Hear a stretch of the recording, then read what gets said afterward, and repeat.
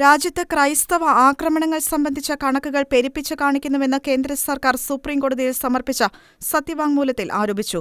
രാജ്യത്ത് ക്രൈസ്തവ സമൂഹത്തിനും അവരുടെ സ്ഥാപനങ്ങൾക്കും നേരെ നടക്കുന്ന അക്രമങ്ങൾ തടയാൻ നിർദ്ദേശം നൽകണമെന്നാവശ്യപ്പെട്ട് ബംഗളൂരു ആർച്ച് ബിഷപ്പ് ഡോ. പീറ്റർ മച്ചാഡോ ഉൾപ്പെടെയുള്ളവർ നൽകിയ ഹർജിയിലാണ് കേന്ദ്ര സർക്കാർ സത്യവാങ്മൂലം ഫയൽ ചെയ്തത്.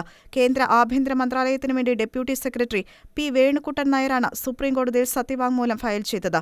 വ്യക്തികൾ തമ്മിലുണ്ടാകുന്ന തർക്കം പോലും ക്രൈസ്തവ വേട്ടയാടലായി ചിത്രീകരിക്കുന്നുവെന്ന് സത്യവാങ്മൂലത്തിൽ ആരോപിച്ചിട്ടുണ്ട്.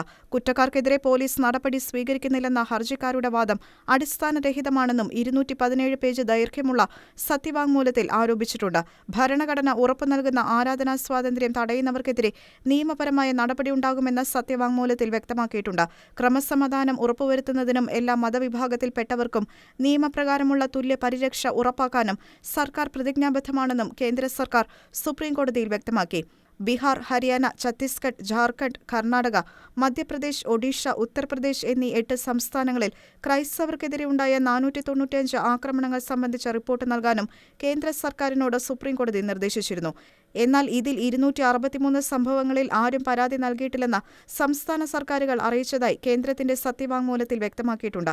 ഇതിനു പുറമെ ഈ സംസ്ഥാനങ്ങളിൽ ക്രൈസ്തവർക്കെതിരായ അക്രമങ്ങളിൽ 232 കേസുകൾ രജിസ്റ്റർ ചെയ്തിട്ടുണ്ടെന്നും 334 പേരെ അറസ്റ്റ് ചെയ്തിട്ടുണ്ടെന്നും സത്യവാങ്മൂലത്തിൽ വിശദീകരിച്ചിട്ടുണ്ട്. ഹർജിയിൽ ചൂണ്ടിക്കാട്ടിയിരിക്കുന്ന ആക്രമണങ്ങളിൽ പലതും വർഗീയമായ ആക്രമണമല്ലെന്ന് കേന്ദ്ര സർക്കാർ സുപ്രീംകോടതിയിൽ ചൂണ്ടിക്കാട്ടി. 232 സംഭവങ്ങളിൽ സർക്കാരിന് പരാതി ലഭിച്ചിട്ടുണ്ട്. ഇതിൽ 73 സംഭവങ്ങളിൽ ഇരുവിഭാഗങ്ങളും തമ്മിൽ പരിഹാരമായി.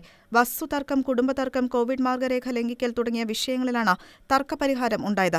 ബാക്കിയുള്ള 155 കേസുകളിൽ കേസ് രജിസ്റ്റർ ചെയ്ത് അന്വേഷണം പുരോഗമിക്കുകയാണെന്ന് സർക്കാർ സുപ്രീംകോടതിയെ അറിയിച്ചു. 64 കേസുകളിൽ കുറ്റപത്രം സമർപ്പിച്ചതായും കേന്ദ്രം സുപ്രീംകോടതിയെ അറിയിച്ചു.